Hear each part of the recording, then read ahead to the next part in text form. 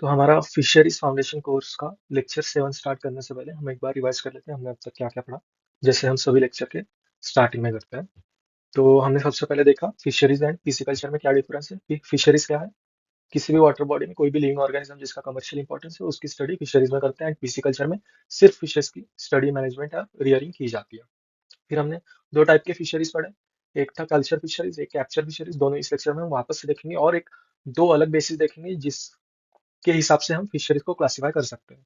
उसके बाद हमने कुछ इंपॉर्टेंट स्पीशीज पढ़े फिशेस के, कुछ इंडिजिनस स्पीशीज, कुछ एक्सोटिक और कुछ मरीन वाटर फिशेस। तो जो हमारे तीन इंडिजिनस स्पीशीज है सबसे इंपॉर्टेंट, और तीन एक्सोटिक स्पीशीज है सबसे इंपॉर्टेंट, वो तीनों आपको याद होनी चाहिए। इंडिजिनस में रोहू, कतला, मृगल और तीनों के माउथ टाइप्स कैसे हैं।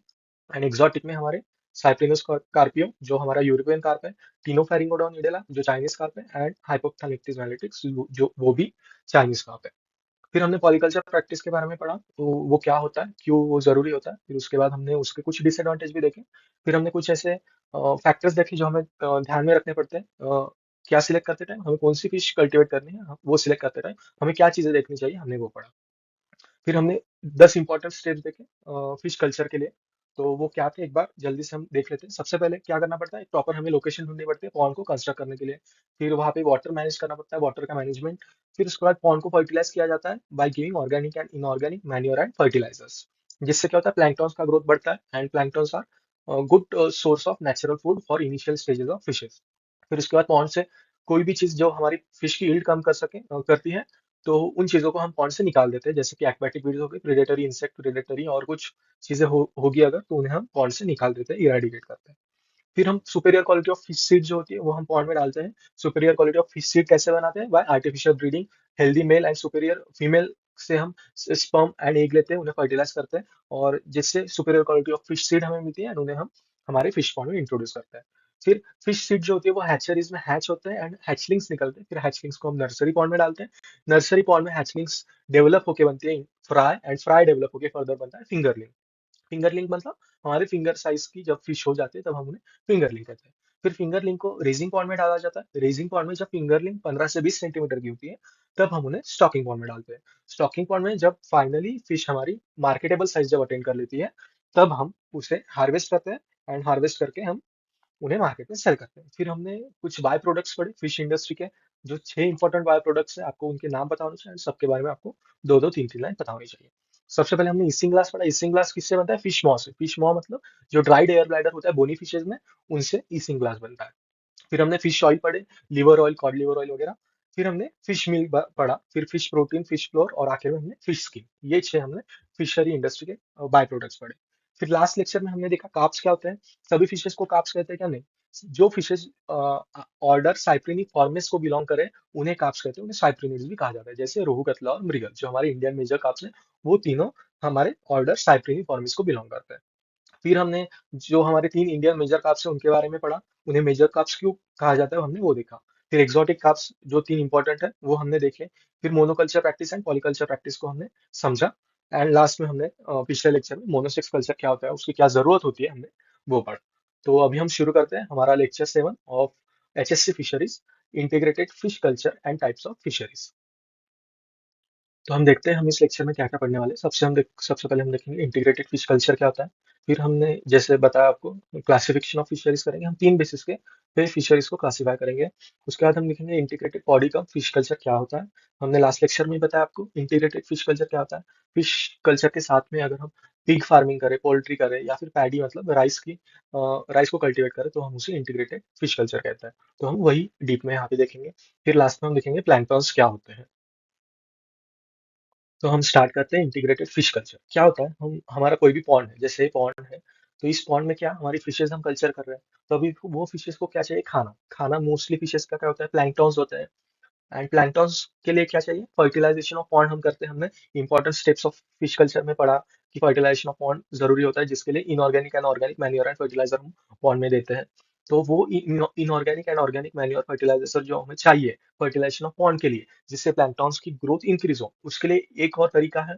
हम क्या कर सकते हैं, ये पॉन्ड है, हम पॉन्ड के ऊपर बाकी किसी एनिमल को अगर हम कल्चर करें, जैसे फिश जैसे सॉरी जैसे पोल्ट्री को मतलब चिकन को कल्चर कर सकते हैं या फिर पिग्स को कल्चर कर सकते हैं, तो क्या होगा, उनका जो फीकल मैटर है, वो फीकल मैटर जब पॉन्ड में जाएगा तो उसकी वजह से पॉन्ड फर्टिलाइज होगा। वो फीकल मैटर पॉन्ड के लिए नेचुरल मैन्योर की तरह काम करेगा, एंड वो नेचुरल मैन्योर की वजह से पॉन्ड फर्टिलाइज होगा, जिसकी वजह से प्लैंक्टन्स जो होंगे वो बढ़ेंगे, and planktons will act as food for the developing fishes. तो क्या है integrated fish culture? Fishes are cultured in pond, हाँ सही है। Pond is covered by net, ठीक है। On the net poultry, poultry मतलब हमारी chicken, pigs, goats, ducks etcetera can be cultured.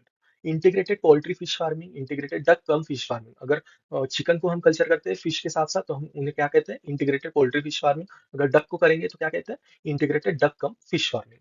So these animals about net are called manuring machine. क्यों कहते हैं इन्हें manuring machine? As they fertilize the pond by their droppings. Dropping मतलब जब उनका faecal matter pond में गिरेगा तो वो पॉन्ड को फर्टिलाइज करेगा, thus saving the expenditure involved in fish farm management। इसके इससे क्या होगा, हमारे जो एक्सपेंडिचर है, पैसा है, जो एक्स्ट्रा हमें मैन्योर और फर्टिलाइजर खरीदने में लग सकता था, वो बच जाएगा, एंड हम जो हमारी फिशेस के साथ साथ हम पोल्ट्री अगर कर रहे हैं तो हम उससे भी अच्छा इनकम जनरेट कर सकते हैं। यहाँ पे भी आप देख सकते हैं, नीचे पॉन्ड है, ये फिश पॉन्ड है, एंड ऊपर वहां पे पोल्ट्री कल्चर किया जा रहा है। इवन यहाँ पे ये एक मॉडल है सिंपल, नीचे फिश पॉन्ड है, ऊपर पोल्ट्री है। ये बहुत ज्यादा फायदेमंद होता है ऐसी चीजें, एंड लोग बहुत ज्यादा अ, ऐसे इंटीग्रेटेड फिश फार्मिंग से पैसे जनरेट कर रहे हैं। सिमिलरली ये भी वैसा ही है, ये फिश पॉन्ड है, बट ये छोटे स्केल पे किया जा रहा है, किसी का ऐसे ही निजी तौर पे ये यूज कर रहा हूँ ये। ये वैसे ही और एक मॉडल है, ये जो वाटर बॉडी है, वाटर बॉडी में फिश कल्चर कर रहे हैं, एंड उसके ऊपर यहाँ पे पिग्स फार्मिंग कर रहे हैं, पिग्स को कल्चर किया जा रहा है, एंड जब पिग्स का फीकल मैटर इस पॉन्ड में जाएगा तो वो पॉन्ड को फर्टिलाइज करेगा। तो नेक्स्ट हम देखते हैं क्लासिफिकेशन ऑफ फिशरीज। तीन बेसिस पे हम क्लासिफाई करेंगे फिशरीज को। सबसे पहले मरीन फिशरीज और इनलैंड फिशरीज। मरीन फिशरीज मतलब सी और ओशन में जब फिशेस को कल्चर करते हैं, सी और ओशन में पर्टिकुलर नेट्स बनाए जाते हैं, नेट सेटअप किया जाता है, उनमें फिशेस को कल्चर कर सकते हैं या फिर नेचुरली वहाँ वहाँ पे कैप्चर भी कर सकते हैं फिशेस को, तो उसे मरीन फिशरीज कहते हैं।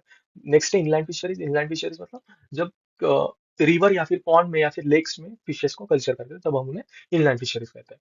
दूसरा बेसिस है फिन फिशरीज, मतलब true fisheries and shell fisheries. Fin fisheries मतलब जब हम सिर्फ फिशेस को कल्चर करें तब उन्हें फिन फिशरीज कहते हैं, एंड शेल फिशरीज मतलब जिसमें शेल फिशेस को कल्चर करते हैं तब उन्हें शेल फिशरीज कहते हैं। नेक्स्ट है basis 3 culture fisheries and capture fisheries. ये हमने फर्स्ट लेक्चर में ही हमने पढ़ लिया था। क्या है कल्चर फिशरीज? मतलब किसी पर्टिकुलर फिशेस को हम स्टार्टिंग से, उनकी इनिशियल स्टेज से उन्हें फूड प्रोवाइड करते हैं, एंड उन्हें उनका ख्याल रखते हैं स्टार्टिंग से, एंड जब वो मार्केटेबल साइज अटेन करते हैं तब हम उन्हें सेल कर देते हैं। कैप्चर फिशरीज में ऐसा है क्या? नहीं, कैप्चर फिशरीज में हम डायरेक्टली किसी नेचुरल वाटर बॉडी, नदी या तालाब में जाके फिशेस को पकड़ते हैं नेट से, एंड उन्हें डायरेक्टली मार्केट में सेल करते हैं। तो ये हमारे तीन बेसिस हो गए क्लासिफिकेशन ऑफ फिशरीज के। आपको ये तीनों पता होने चाहिए, किसी पे भी आपको क्वेश्चन आ सकता है। कुछ चीजें होंगी जो स्लाइड्स में लिखी नहीं हो सकती है, तो पर मैं आपको बताऊंगा ओरली, तो प्लीज आप वो अपने नोट्स में लिख लीजिए। ये नेक्स्ट बहुत इंपॉर्टेंट चीज है। तो ओवरऑल वर्ल्ड की बात करें तो सबसे ज्यादा फिश प्रोडक्शन कहाँ पे होता है? चाइना में, and India is on number 2। तो अब ऐसा नहीं समझेंगे हम कि चाइना नंबर 1 पे इंडिया नंबर 2 पे, तो इंडिया बहुत ज्यादा फिश प्रोडक्शन करता है। China is very major in context of fish production. Fish production सबसे ज्यादा चाइना में होता है, और वो बहुत ज्यादा होता है इंडिया से, बहुत ज्यादा। यहाँ पे आप देख सकते हैं इस पाई चार्ट में, ये इंडिया का परसेंटेज है। इंडिया 9.1% फिश प्रोडक्शन करता है ओवरऑल। अगर पूरे वर्ल्ड की बात करें तो इंडिया 9.1% करता है, एंड चाइना जो है वो 55.5%, आधे से ज्यादा फिश प्रोडक्शन चाइना में ही होता है। Next is India. आप ये पाई चार्ट भी देख सकते हैं। नेक्स्ट हम देखते हैं 5 main regions in India where fishes are cultivated. जहाँ पे सबसे ज्यादा फिश कल्चर करते हैं हम वो देखेंगे, एंड इस पे क्वेश्चन आ सकता है। इस पे आपको डायरेक्टली क्वेश्चन आ सकता है कौन से रीजन है जहाँ पे सबसे ज्यादा फिश कल्चर किया जाता है। तो सबसे पहले ब्रह्मपुत्र रिवर, गंगा रिवर, इंदो रिवर में, फिर Indus region, east coast and west coast. तो आपको ये पांचों पता होने चाहिए। इस पे आपको एमसीक्यू भी आ सकता है कि इनमें से कौन सा नहीं या फिर कौन सा है, आपको ये पूछ सकते हैं। नेक्स्ट हम देखते हैं इंटीग्रेटेड पैडी कम फिश कल्चर। इसमें क्या होता है, फिशेस के साथ साथ, मतलब राइस जब हम कल्टिवेट करते हैं तो राइस के साथ साथ, राइस को क्या ग्रो होने के लिए बहुत ज्यादा पानी चाहिए और कंटिन्यू पानी चाहिए उन्हें, तो हम उस पानी में फिशेस को भी कल्चर कर सकते हैं। तो fishes are cultivated in water collected at bottom of body paddy crop. जो हमारे राइस क्रॉप होते हैं उनके नीचे जब पानी कलेक्ट हो जाता है, एक्यूमुलेट हुआ रहता है, तब उस पानी में हम फिशेस को कल्टिवेट कर सकते हैं। आफ्टर रिमूविंग पैडी, फिशेस और duck can be cultured in the water. Paddy को मतलब राइस को रिमूव करने के बाद भी फिशेस को कंटिन्यू वहां पे कल्चर कर सकते हैं। जैसे यहाँ पे आप देख सकते हैं ये सब पैडी क्रॉप है, राइस क्रॉप है, एंड राइस क्रॉप में यहाँ पे नीचे पानी जो अक्यूमुलेट हुआ है उनमें फिशेस को कल्चर कर रहे हैं। सिमिलरली यहाँ पे ये राइस क्रॉप है हमारा, and यहाँ पे फिशेस को कल्चर कर रहे हैं।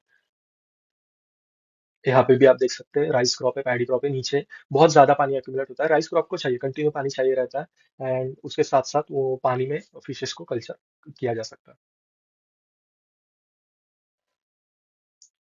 तो ये एक इंटीग्रेटेड फिश फार्मिंग सिस्टम है। फिश कल्चर मतलब फिश कल्चर के साथ साथ और क्या क्या चीजें की जा सकती है। तो सबसे पहले पोल्ट्री हमने देख लिया। इनका जो पोल्ट्री का जो वेस्ट होता है वो फिश कल्चर के लिए बहुत ज्यादा फायदेमंद होता है, क्योंकि वो हमारे पॉन्ड को फर्टिलाइज करते हैं। फिर डक को भी कल्चर कर सकते हैं। डक के भी जो ड्रॉपिंग्स होता है, फीकल मैटर होता है, वो हमारे पॉन्ड को फर्टिलाइज करेगा। काउ को भी साथ में कल्चर कर सकते हैं, पिग्स को भी, एंड इवन हॉर्टिकल्चर भी साथ में कर सकते हैं। ऐसे क्रॉप्स जिन्हें कंटिन्यू पानी चाहिए रहता है, तो उन पानी में हम फिशेस को कल्चर कर सकते हैं। तो सिर्फ दो ही चीजें नहीं है, ऐसा जरूरी नहीं है। अगर हम फिश कल्चर कर रहे हैं तो हम सिर्फ चिकन करेंगे साथ में। अगर फिश कल्चर कर रहे हैं तो हम सिर्फ पिग्स करेंगे साथ में। अगर फिश कल्चर कर रहे हैं तो सिर्फ राइस करेंगे साथ में। इन सब चीजों को एक साथ भी कर सकते हैं, बहुत लार्ज स्केल में, और इसका बहुत ज्यादा प्रॉफिट होता है। जैसे यहाँ पे आप देख सकते हैं इस मॉडल में, यहाँ पे फिशेस कल्चर कर रहे हैं, साथ में चिकन भी कल्चर कर रहे हैं, राइस भी कल्चर कर रहे हैं। ऐसे ही साथ में पिग्स भी कल्चर कर सकते हैं, काउ भी कल्चर कर सकते हैं, और बहुत लोग इंडिया में ये कर भी रहे हैं and making lot of money. Next even sewage water जो होता है, सीवेज वाटर में भी फिश कल्चर कर सकते हैं, क्योंकि सीवेज वाटर जो होता है वो उसमें बहुत ज्यादा नेचुरल फर्टिलिटी होती है। तो fish culture is also being practicing in sewage water, because that water is rich in nutrient, so it contains natural fertility. But उन फिशेस को बाद में मार्केट में सेल करने से पहले प्रॉपरली उन्हें स्टेरिलाइज किया जाता है before selling into market. Next blue revolution, जिसे हम नील क्रांति कहते हैं हिंदी में। तो वो 1985 से 1990 के टाइम हुई थी, एंड ये हमने फर्स्ट लेक्चर में भी देखा था इसका। तो क्यों हुई थी? To increase fish production in India.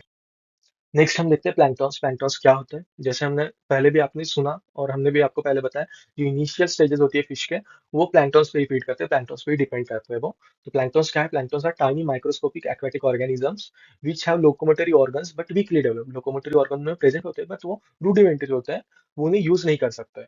So they are dependent on mercy of water current. जहाँ पे वाटर फ्लो होगा उसी डायरेक्शन में प्लैंक्टॉन्स फ्लो करेंगे, ठीक है। As light penetrates up to column region और मिडल रीजन, लाइट जो होती है वो बॉटम रीजन तक नहीं पेनिट्रेट कर सकती, वो पॉन्ड के कॉलम या फिर मिडल रीजन तक ही जाती है। So planktons are found there only. Planktons को लाइट जरूरी होती है, तो प्लैंक्टन्स जो रहेंगे वो कॉलम या फिर मिडल रीजन में ही प्रेजेंट होंगे, ठीक है। अब क्वेश्चन अराइज होता है, जो प्लैंक्टन्स है वो सिर्फ मिडल रीजन तक ही होते हैं, तो जो बॉटम रीजन में भी कुछ फिशेस जो होती है, फिर वो किस पे फीड करेंगी? ये क्वेश्चन अराइज होता है। सो जो बॉटम रीजन पे जो फिशेस होती है हमारे फिश कल्चर में, वो फीड करते हैं on the decompose material and other decomposing organism, bacteria etcetera. जो भी चीजें डाई हो जाती है, डेड होने के बाद वो चीजें नीचे ग्राउंड पे ही आती है, एंड जब वो ग्राउंड पे आने के बाद सड़ती है चीजें, उन सड़ी हुई चीजें पे जो बॉटम फीडर्स वाली फिशेज होती है, बॉटम फिशेज होती है बॉटम रीजन में, वो फिशेज उन डिकम्पोज मटेरियल पे फीड करते हैं। तो हमने इस लेक्चर में क्या-क्या पढ़ा? सबसे पहले हमने देखा इंटीग्रेटेड फिश कल्चर क्या होता है। तो इंटीग्रेटेड फिश कल्चर में फिशेस के साथ-साथ कुछ और चीज़ें भी हम कल्टीवेट कर सकते हैं, कल्चर कर सकते हैं, जैसे पिग्स हो गए, पोल्ट्री मतलब चिकन हो गई, काऊ हो गए, डक रियरिंग कर सकते हैं साथ में, और राइस, इवन पैडी कल्चर में भी हम साथ-साथ फिश कल्चर कर सकते हैं। उसके बाद हमने फिशरीज को क्लासिफाई किया 3 बेसिस पे, एंड देन हमने इंटीग्रेटेड पैडी कम फिश कल्चर देखा। फिर हमने एटलस प्लैंक्टन्स क्या होता है वो देखा। प्लैंक्टन्स में लोकोमोटरी ऑर्गन प्रेजेंट होते हैं, बट वो ऑर्गन्स फुल्ली डेवलप नहीं होते हैं, तो planktons are dependent on the mercy of water current. जहाँ पे वाटर फ्लो करेगा वहीं पे प्लैंक्टन्स फ्लो करेंगे। एंड प्लैंक्टन्स जो होते हैं वो मिडल रीजन तक के होते हैं, इसलिए जो बॉटम रीजन पे फिशेज होती है वो डिकम्पोज मटेरियल पे फीड करते हैं, प्लैंक्टन्स पे फीड नहीं कर सकते वो, ठीक है। फिर हमने एक और इंपॉर्टेंट चीज देखी थी इस लेक्चर में, 5 रीजन जहाँ पे सबसे ज्यादा फिश कल्चर करते हैं इन इंडिया। तो वो क्या था? Brahmaputra, Ganga, Indus, western coast और ईस्टर्न कोस्ट, ये आपको पता होना चाहिए। तो ये लेक्चर हम यहीं पे कंक्लूड करते हैं। प्लीज लेक्चर का फीडबैक दीजिए, आपको कैसा लगा लेक्चर, और आपको कुछ और चाहिए तो प्लीज बताइए। कोई भी डाउट हो लेक्चर के रिगार्डिंग तो आप कमेंट सेक्शन में प्लीज पूछिए। Thank you. Have a nice day.